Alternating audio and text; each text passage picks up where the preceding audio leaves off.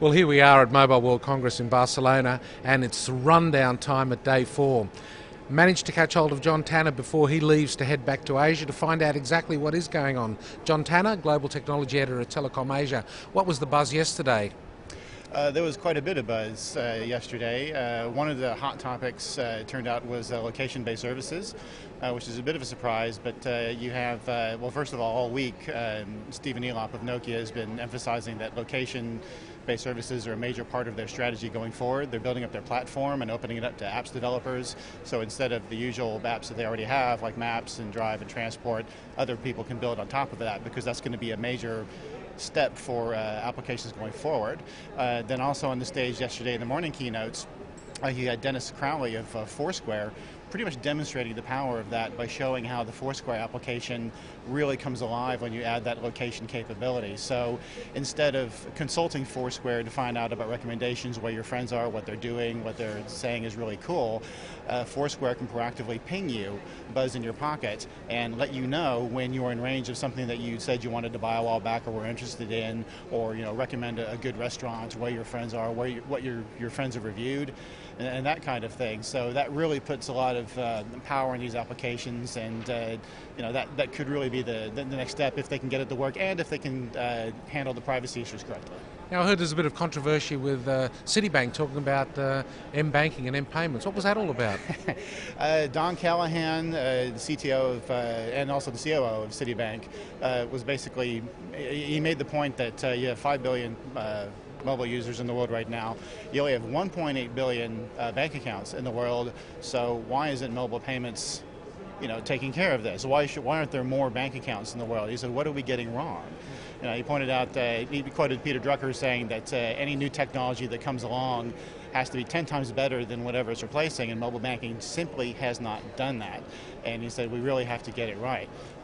One thing that he kind of left out was one of the things that does tend to hold up mobile banking as opposed to just mobile payment services like remittance services that we see in Asia, is that regulations in countries tend to be pretty restrictive about that. They won't let mobile operators be banks, which is why unbanking or banking unbanked projects tend to work better, because you're not if the banks can't do it, the operators have to do it, but the banks have to be involved. So it's a lot more complicated than he might have made it sound. And they're not pretty used to working together. They're not that well used to working together as well. Exactly.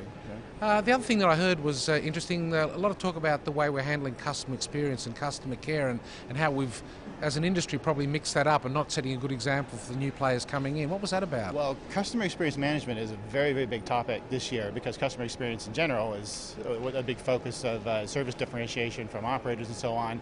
I was sitting at a roundtable yesterday, which involved people from StarHub, from Cineverse, Northstream, and WDS, talking about customer experience management, and two really important points that came up that explained how operators are looking at this in perhaps the wrong way is in a couple ways. One, the discussion tended to veer off between customer care, which is like call centers and how you handle the calls that come in when people have a problem, versus preventative technologies that improve the customer experience and prevent those calls from coming in the first place.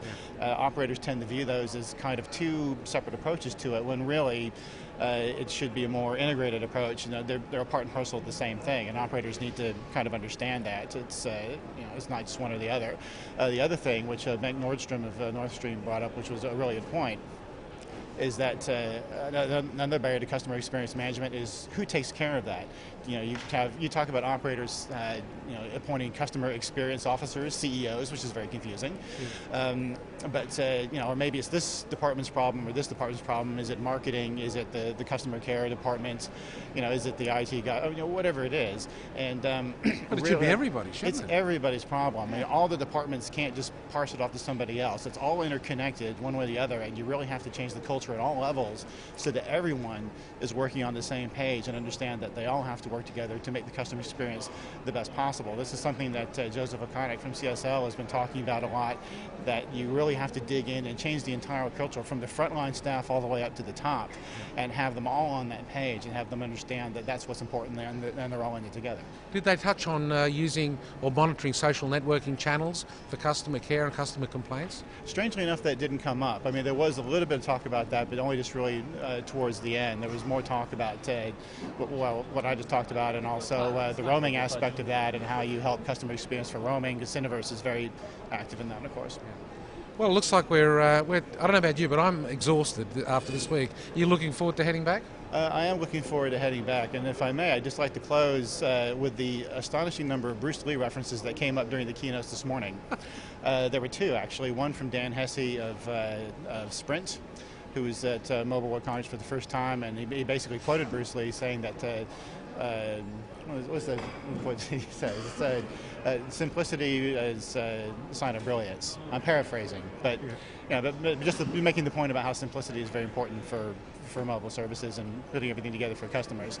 The other one came from Qi Shilong, the head of ZTE, who closed his talk with several pictures of Bruce Lee and pointing out that in Kung Fu there are different flavors of Kung Fu, different styles, and Bruce Lee was actually a practitioner of many of them and brought them all into his own unique style into cinema.